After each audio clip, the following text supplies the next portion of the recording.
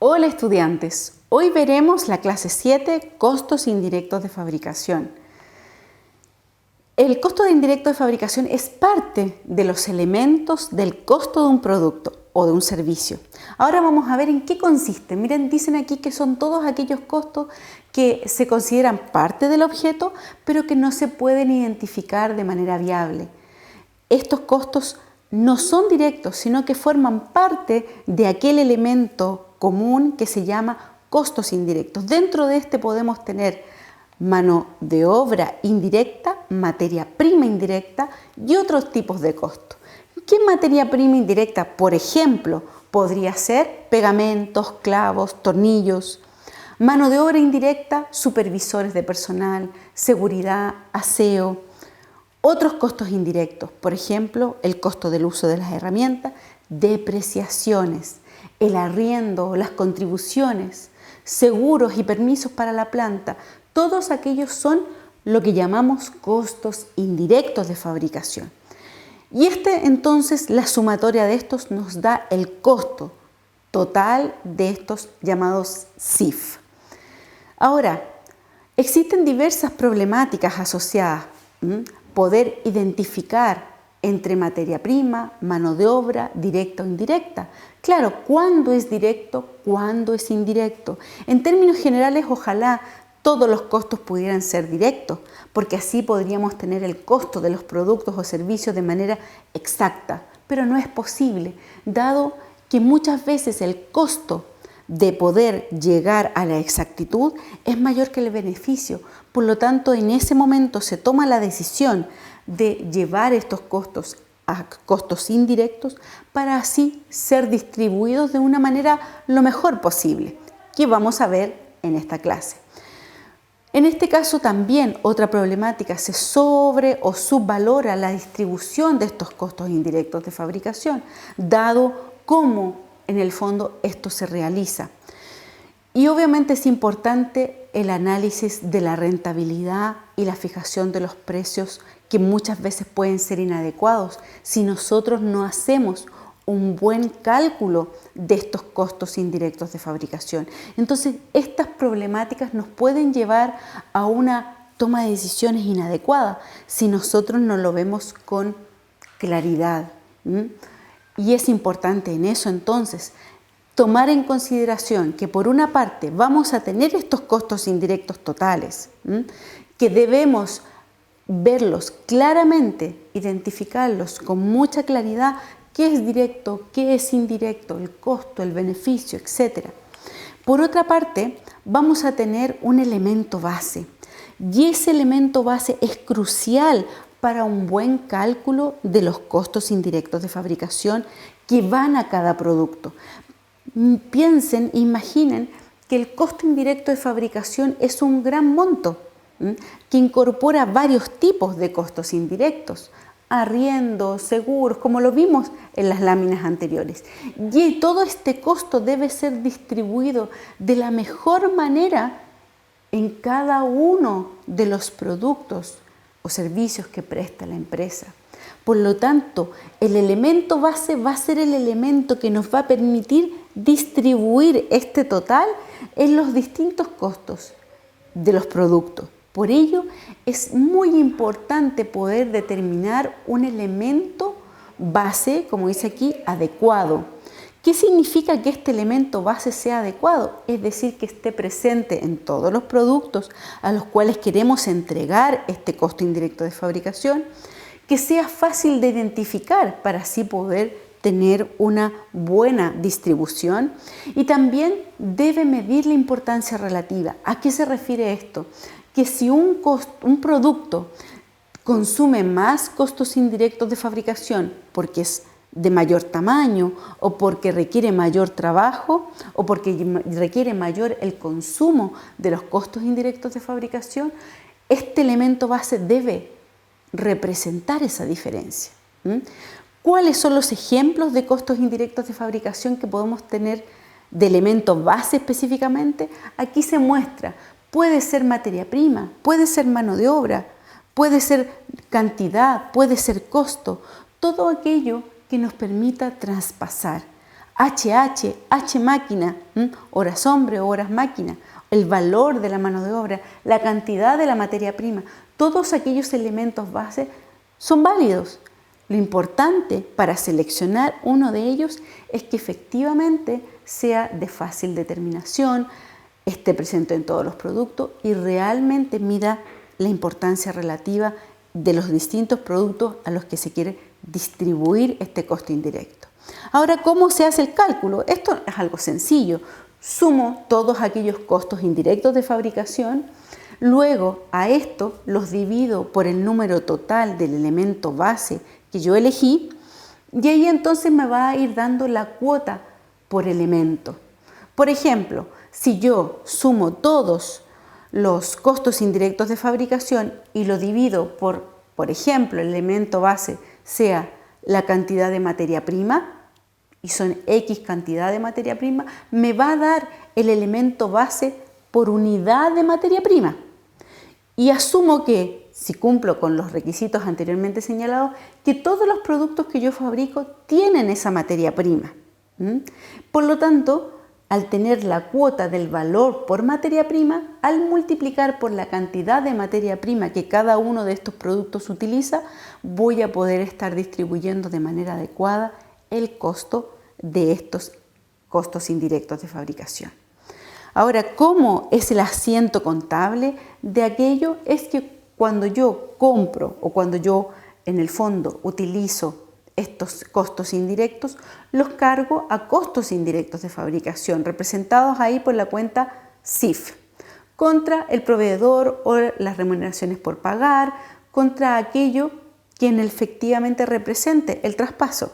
Si es mano de obra indirecta, irá contra remuneraciones, porque lo saqué de la cuenta remuneraciones y lo llevé o a mano de obra o a costo indirecto de fabricación.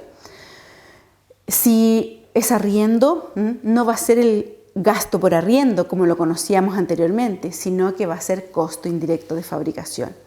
Y en este caso, por ejemplo, si el costo indirecto de fabricación o la mano de obra indirecta está ya incorporada en la cuenta mano de obra, como lo vimos en la clase anterior, en vez de remuneraciones lo voy a sacar de mano de obra.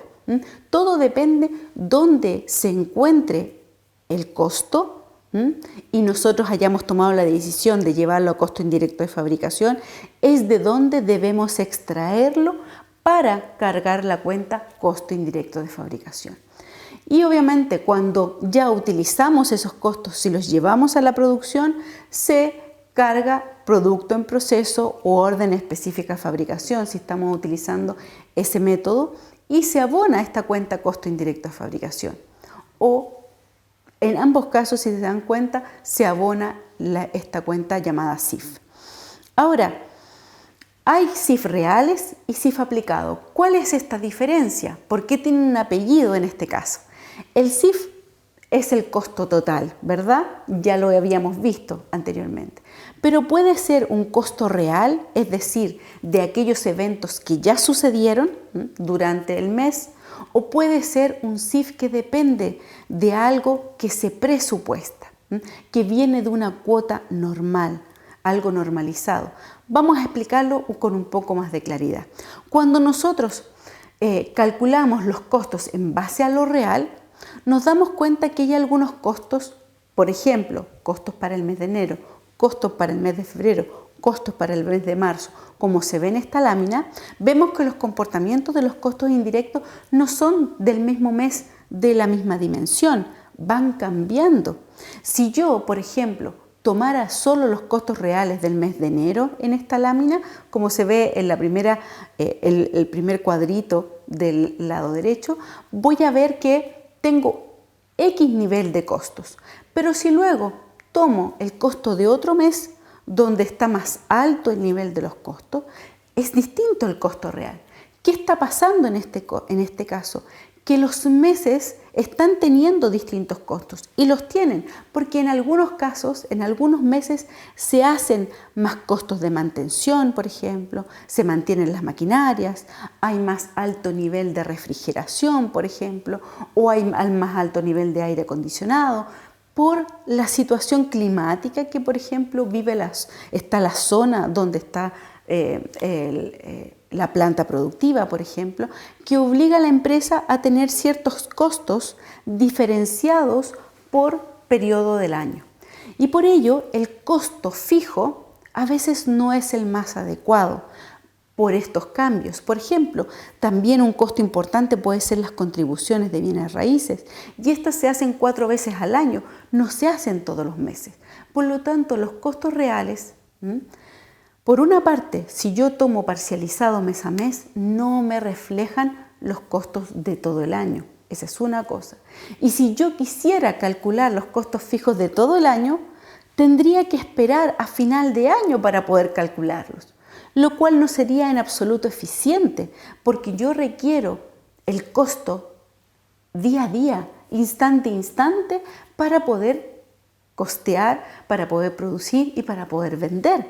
Por lo tanto, el costo real no es eficiente en el momento presente, en el momento oportuno en que se requiere para costear los productos. Y por eso es que se utiliza el concepto de CIF aplicado. El CIF aplicado es aquel CIF que viene en su origen de un presupuesto. O sea, el presupuesto es el que me permite calcular el CIF aplicado. ¿Y cómo calculo el presupuesto? El presupuesto se basa obviamente en la historia, en los CIF anteriores, de años anteriores, y la proyección que yo quiero tener para el año siguiente. Por ejemplo, hay presupuestos del próximo año, 5 años más, pero en este caso, si utilizo de un año hacia adelante, entonces yo presupuesto todo lo que como CIF voy a tener el próximo año. Y también, por otra parte, presupuesto el elemento base que va a servir para calcular la cuota, esta cuota llamada cuota normal de CIF. Entonces, si se dan cuenta, toda la primera etapa es el cálculo en base a un presupuesto. Entonces, tengo una cuota que es en base a un presupuesto que se llama cuota normal, porque el presupuesto está basado en una capacidad normal de producción, no en una capacidad teórica extraordinaria, sino que normal, con todo lo que podría suceder. Entonces, al calcular la cuota luego, ya tengo el costo unitario del CIF en base al elemento base. Por ejemplo, el costo por materia prima, por unidad de materia prima, por HH, horas hombre, HM, horas mujer o horas máquina, etc. Tengo ya el costo del CIF por elemento y luego simplemente lo multiplico por la cantidad de elemento base que ocupé para producir. Por lo tanto, tengo en el momento oportuno el costo. Pero ese CIF es llamado CIF aplicado, que es distinto al CIF real. Por lo tanto, cuando yo voy a traspasar a la producción, yo traspaso en base al CIF aplicado, no en base al real, porque el real no voy a tener solamente cuando ya yo haga efectivo los costos. Cuando, por ejemplo, el arriendo lo tenga claro, lo tenga pagado o lo tenga devengado, cuando las contribuciones las haya pagado o devengado, pero no muchas veces en el momento en que realmente voy a fabricar. Y por eso es que por una parte tengo la cuenta de costos reales y por otra parte tengo la cuenta de costos indirectos aplicados. Y esto, a final del periodo, va a haber una diferencia. Porque si se dan cuenta en esta lámina, que es mucho más compleja, por una parte voy incorporando los elementos. Aquí muestro todo el proceso contable. Llevo la materia prima, llevo la mano de obra al producto en proceso o a la orden específica y llevo el CIF aplicado. Fíjense cómo va entrando en la producción todos los elementos del costo, pero el CIF real no entra ahí, no entra en el producto en proceso, porque tiene tiempos distintos, como lo comentaba anteriormente. Entonces, a final de año es cuando yo voy a tener aquí una distinción entre lo que realmente se ocupó en el año y lo que realmente apliqué a la producción. Entonces, a la producción se lleva el CIF aplicado y cuando se pagan o se devengan los costos indirectos de fabricación, se llevan al CIF real. Como se puede ver, con los numeritos pueden seguir claramente la secuencia.